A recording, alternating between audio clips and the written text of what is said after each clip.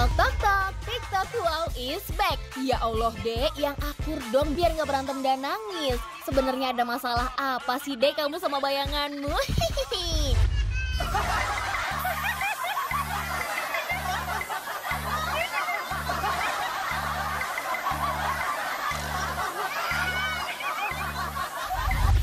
Cup, sini kakak temenin ya biar nggak takut lagi. Sobat TikTok, kode yang ada di plat kendaraan ternyata nggak sekedar huruf loh. Huruf-huruf ini berisi informasi penting. Nah, kita simak aja yuk penjelasannya.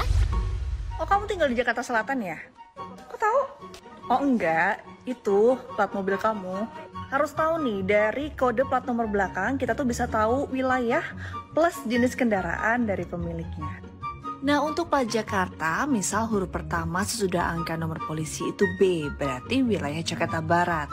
P buat Jakarta Pusat, S Jakarta Selatan, T wilayah Jakarta Timur, dan U wilayah Jakarta Utara. Huruf kedua sesudah angka nomor polisi itu misalnya A, itu untuk jenis kendaraan sedan atau pick up. D, truk, F, minibus, hatchback, dan city car, dan seterusnya. Huruf ketiga itu jadi huruf acak yang jadi pembeda. Misal di plat nomor ini berarti wilayahnya Jakarta Selatan, terus tipenya Jeep atau SUV. Jadi jangan berprasangka kalau kamu diikutin terus sama gebetan kamu. Informasi wilayah rumah kamu bisa diketahui dari kode plat kendaraan kamu. Jadi tahu kan Sobat TikTok? BTW Mimin juga baru tahu lah. Pat-pat merapat Sobat TikTok, informasi plat nomor kendaraan kita simpan dulu. Yuk hayo kita berkreasi lagi di dapur. Mimin punya resep yang wajib kamu cobain di rumah. Yuk cekidot. Making Japanese curry with chicken karaage for my husband. Potong paha ayam. Ukurannya sebesar jempol. Marinasi sekitar 15 sampai 30 menit. Sambil nungguin ayam, kita siapkan bombay, wortel, dan kentangnya. Ya elah, pakai jatuh segala. Tumis sayuran, setelah itu masukkan air, rebus sampai empuk. Matikan api, masukkan kari blok. Aduk-aduk sampai mengental. Aku tambahkan cooking cream, biar nggak terlalu mabuk kari.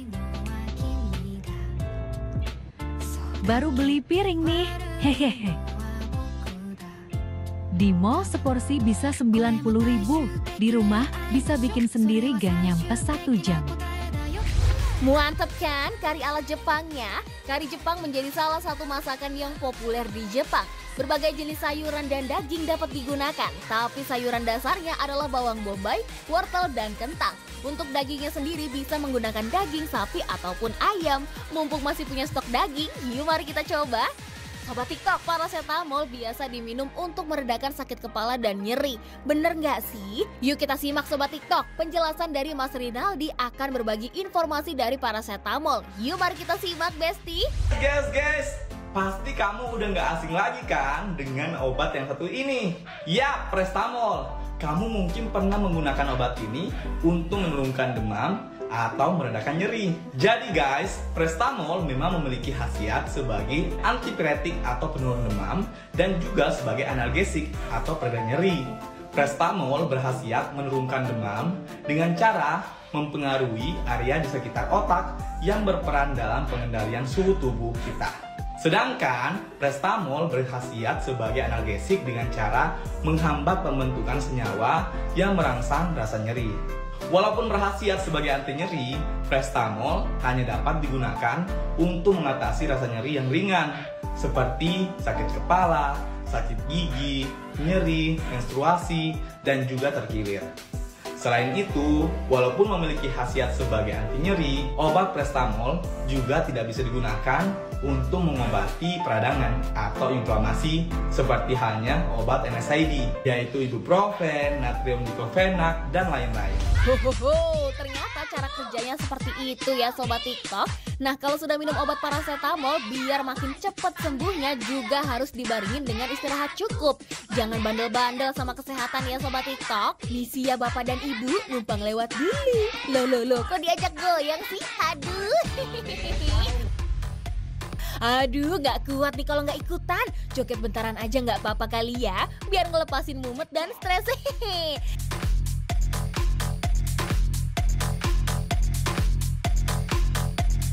Aduh, gak kuat nih kalau gak ikutan. Joget bentaran aja gak apa-apa kali ya, biar ngelepasin mumet dan stres. Diasikin aja sobat TikTok, biar hari-hari kamu bahagia dengan ngelakuin hal-hal yang menyenangkan. Seperti halnya yang diajarkan sama Pak Guru di video berikutnya. Menggambar juga jadi hal yang menyenangkan. Ini juga yang diajarin Pak Guru hits satu ini ke murid-muridnya. Apa sih yang digambarin anak-anak? Let's check it out. Ini hari kita mau praktek menggambar sketsa.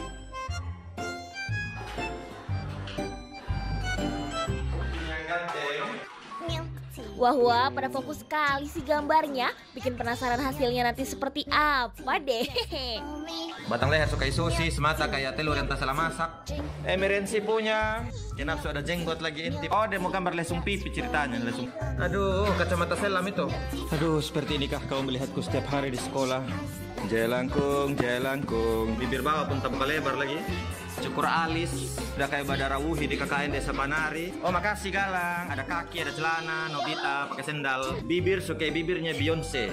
Badan jerigen minyak tanah, kepala kayak timun. Talinga suka monyet dan tangan kerangka kayak tulang belulang yang kita pakai praktek di lab ini. Pak Guru pakai rok mini, rok seksi, ada joget, dance, you know like Agnes Mo. Lucu-lucu banget sih hasil dari gambarin sosok Pak Gurunya. Untung Pak Gurunya nggak baperan ya Besti, jadi dibikin happy aja walau hasil gambarnya nggak sesuai ekspektasi. Ya lanjut ya. Seperti halnya menggambar, yang satu ini juga gampang kalau dipelajari. Tapi nggak ada salahnya sobat TikTok, coba kita cekidot langsung yuk. Kore, ajarin cara potong rambut dong. Oke, serunya belajar. Kalau mau belajar gunting rambut, belajar dulu cara pegang gunting rambut. Ini bukan hanya untuk gunting sultan, tapi semua gunting rambut sama. Dan memang gue dari kecil juga udah biasa kalau pegang gunting apa aja kayak begini pun gue selalu masuk jari manis karena udah kebiasaan dari kecil. Gunting rambut itu beda sama gunting biasa. Kalau gunting biasa kan kalian pegangnya begini ya, atau begini, atau begini, atau begini. Nah ini salah semua. Kalau gunting rambut pegangnya itu di jari manis. Ini namanya classic grip ya. Classic grip, pegangan gunting yang dipakai oleh seluruh dunia. Cara pegang guntingnya gimana? Oke, sini. Pertama, jari manis masuk dan taruh di ruas jari pertama. Terus guntingnya diminggirin sampai masuk ke ruas jari yang terakhir di jari telunjuk. Miring seperti ini. Setelah itu masuk jempol, terus dorong, terus buka tutup. Dan ini jempol nggak masuk full ya guys, ini jempolnya nggak masuk begini. Kalau masuk begini, pasti otomatis semuanya semua tangannya pasti gerak. Usahain tetap miring, jempolnya dorong, dan gerak begini aja. Kalau udah bisa begini, baru diputar. Nah, jadi hanya jempol yang gerak. Hanya jempol yang gerak. Boleh lihat guling pertama kali. Apaan tuh? Ini untuk apa? Ya jelas apa nih? Mungkin untuk tidur. Enggak enak, sakit. Mungkin untuk kakiku. Gak enak juga, astaga itu untuk apa sih? Ya halo Putri, aku mau tanya, aku punya bantal kayak sosis di sini. Ini untuk apa? Itu guling untuk dipeluk. Untuk peluk? Apa? Aneh. Oke. Sesudah 6 bulan di Indonesia.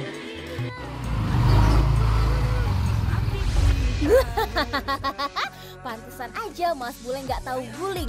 Ternyata bantal guling hanya ada di Indonesia. Bersumber dari dalam buku Jejak Langkah karya Pramudia Anantatur, tertulis percakapan mahasiswa Stovia yang membicarakan kehidupan Eropa mengenai guling. Tertulis di sana bahwa guling tidak ditemukan di negara-negara lain di dunia. Guling pada zaman itu diibaratkan sebagai teman atau pendamping tidur karena banyak penjajah yang datang tidak dengan istri atau pasangannya. Pengalaman Mas Bule dari pandangan pertama, malah jadi jatuh cinta sama bantal gulingnya. Guling bisa bikin lelap tidur karena tidur cukup sangat bagus buat kesehatan. Ngomong-ngomong soal kesehatan, Dr. Kevin ajak sobat TikTok buat cari tahu apakah kita kurang darah atau darahnya normal lewat cara yang satu ini. Check it out. Ini adalah cara cek apakah kamu kurang darah. Buka bagian kelopak mata bawah seperti ini dan lihat kalau bagian ini terlihat merah berarti normal ya. Tapi kalau terlihat agak pucat bahkan agak putih bisa jadi kamu kekurangan darah nih. Coba dicek sekarang, apakah sobat TikTok kurang darah atau normal? Karena kalau kurang darah atau anemia, tubuh kita kekurangan zat besi. Umumnya kita akan merasa lelah dan pusing meskipun sedang tidak melakukan aktivitas fisik yang berat. Ada apaan tuh rame-rame di dalam gang? Wah, wajib kita samperin biar nggak pinisirit. Let's check it out. Satu gang dikuasai buat jualan lumpia, guys. Iya ya, kenapa lumpia legend di Semarang tuh adanya di gang-gang? Ya sebenarnya bukan satu gang lumpia semua sih. Kalau kalian datang siang kayak Mimin, lumpianya fresh dari penggorengan. Kita juga bisa lihat pembuatannya loh. Tuh lihat deh, masnya cepet banget kan gulung lumpianya. Sekali goreng langsung banyak. Soalnya orang-orang yang beli biasanya borong buat oleh-oleh. Kalian bisa beli lumpia goreng atau lumpia basah. Nah, satu biji lumpianya tuh 19.500. Kalau beli satu besek isi 10 harganya 195.000. Menurut Mimin worth it banget sih, soalnya lumpianya gendut-gendut. Kalian lihat sendiri deh, isinya tuh sampai meluber-luber, bener-bener full. Isiannya tuh gurih, cenderung manis, dan ajaibnya rebungnya tuh nggak bau amis gitu, guys. Jangan lupa dikasih saus yang meler-meler kayak gini, mantep banget. Kalau ke Semarang wajib mampir dan cobain deh. Walah, ternyata antri sama yang mau beli lumpia. Pantesan, kalau gitu Mimin juga mau deh pesen seplastik lumpia asli dari kota asalnya. Sobat TikTok, serba-serbi soal lumpia, ternyata penamaan lumpia atau lumpia berasal dari dialek Hokian. Lun atau lum berarti lunak dan pia yang artinya adalah kue. Pada awalnya lumpia Semarang tidak digoreng, sehingga sesuai dengan makna lumpia, kue yang lunak. Jadi begitu mulanya lumpia Sobat TikTok. Sobat TikTok, yuk mari kita merenungi beberapa hal berikut agar kita tetap bergerak menjadi manusia yang lebih baik lagi. Let's check it out. Inilah hal-hal positif yang harus dibiasakan terhadap seseorang. Yang pertama, mengucapkan terima kasih ketika kita telah dibantu. Yang kedua, meminta maaf saat kita berbuat suatu kesalahan. Yang ketiga, berpikir sebelum melakukan sesuatu pada orang lain, apakah orang tersebut bakal tersinggung atau tidak. Yang keempat, bersikap apa adanya dan melakukan sesuatu sesuai kemampuan yang dimiliki. Yang kelima, menghindari hal-hal yang tidak penting atau drama dengan seseorang. Yang keenam, menghargai orang lain baik itu yang tua maupun yang muda. Dan yang terakhir, sungkan dan tidak banyak meminta lebih terhadap orang lain. Nah, dengan membiasakan hal positif seperti ini, Mimin yakin kita akan lebih dapat saling menghargai dalam menjalankan kehidupan bermasyarakat dan kehidupan sosial. Pelan-pelan tanamkan hal positif tadi ya Sobat TikTok.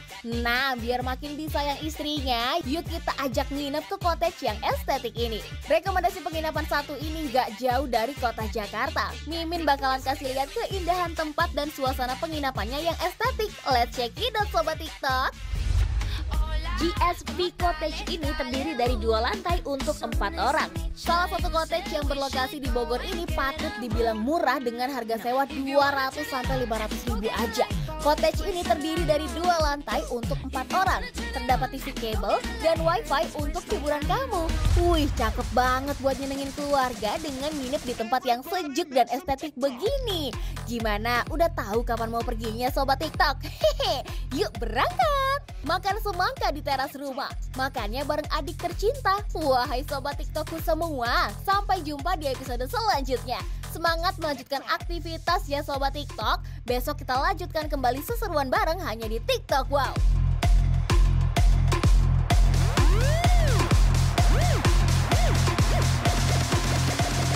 Everybody make some TikTok.